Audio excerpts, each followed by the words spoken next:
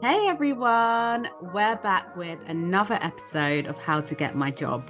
We sit down with amazing people within the design and product industry and ask them how their career started, evolved, and what advice they have for those coming after them.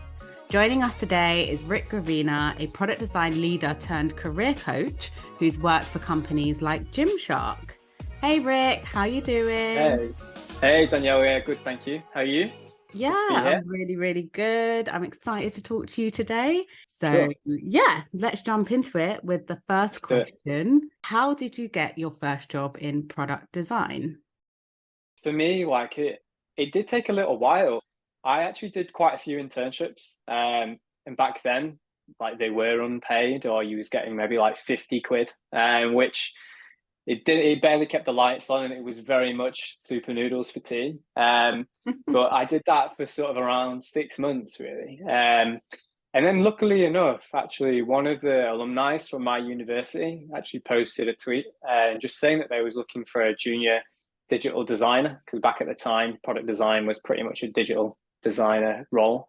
But yeah, they were looking for a junior designer, and like serendipitously got in touch and just went from there. Really, like got in touch with him, and luckily I did have a little bit of an awareness of him and the role at a company in London called Syzygy. So they were a full service digital marketing agency where I got my first role.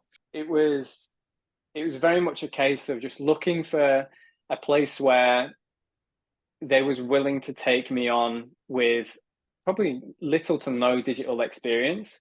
So Mhm. having those internships really helped me to get an idea of the agency vibe or business vibe and how you actually go from just utilizing your skills answering university briefs to actually feeling like what it is to interact with other people, understand like how you contribute, and that there's a lot more to it than just your design skill or how you use Photoshop. It's a lot more about like how you can interact with people and be a team player. So I was super lucky that that opportunity came up, but I was just trying to constantly put myself out there, like really for those first 6 months. Yeah, luckily something came around and somebody gave me a chance, and I'm forever grateful. Oh, amazing. And yeah, whoever that was, shout out to them. And yeah, actually something that you said there about the making use of your alumni. I Sure. don't think people do that enough. And I didn't really ever think of making use of that network. But that's such a great tip and something people don't do enough. Yeah, so obviously, you got your foot in the door through doing an Sure. internship. And yeah, I guess you got a great feel for the design world on agency side. How did you make the switch from lead designer to head of design? I was working for an agency in Leeds, and I got the opportunity to go and work as a contractor at Sky at the time, and that was to work on one of their service based app. When I got brought onto that team as a contractor, the business was kind of going through a bit of a state of change. They was looking to redesign the product and have somebody coming and own that process. So um, I was there working as a contractor, and then after sort of about a year's time, they asked if I wanted to come in full time, and I then kind of took that role as a lead designer there. At that point, I was a little bit like, "Hey, we're pretty understaffed. Like, there's a lot of work that we need to get through." Like, I was reporting into one of the product leads at the time, and he kind of just said to me, "Oh, well, okay, cool. Well, let's get someone in." Um, Me thinking that we'd hire somebody and then that person would report into them, where like I then hired somebody to report into me, which I was like, okay, I guess I'm a manager now. I think people tend to fall into management positions and then maybe get the training retrospectively, unless they're in a business where they're actively managed through that process. So Mm. like for me, like my first taste of being a manager was like from basically being like pushed. Like okay, I was up for the challenge, but like just being pushed into that position. So yeah, that was my initial step, and I was like, okay, I kind of like enjoy doing this. Like I enjoy the value that I can bring to helping somebody as well as the value I can bring to a product. So that kind of then set me on a new trajectory to like really focus more on being a design manager and leader as opposed to necessarily being solely an individual contributor. Amazing. And yeah, like I loved it's actually so refreshing to hear someone talk about going into management in such like a down to earth way. I guess on the topic of yeah, what it takes to head up a design team and yeah, become a design leader. What are the most important qualities a product designer or head of design could have?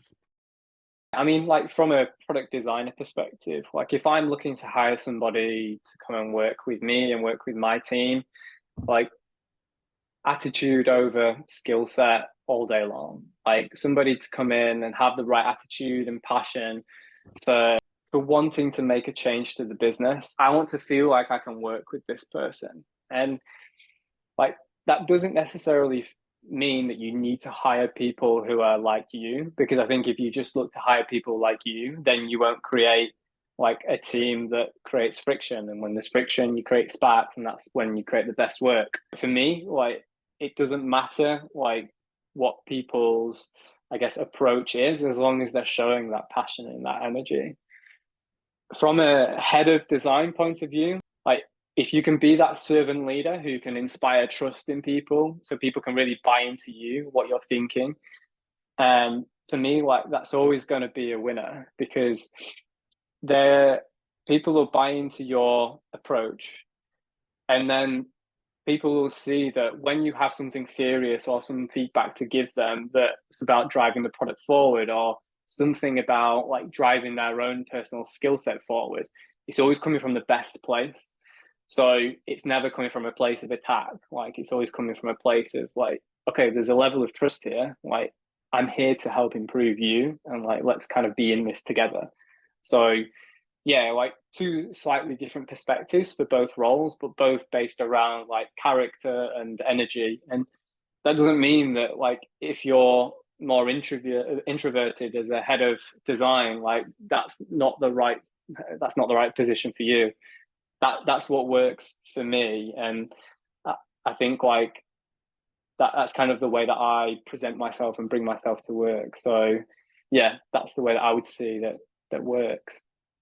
I love that. And I really like what you said about when you're building a team, having different people within that team is great because without Yeah, friction, there can't be a spark. Was that yeah, yeah. what I said? I think that's such a really nice way of putting it. And yeah, I guess we've come to our final question, which is what's the best career advice you've ever been given?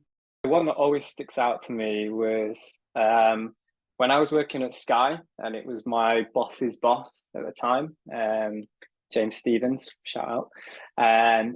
So he said to me, "You should always try to hire somebody to work you out of your job."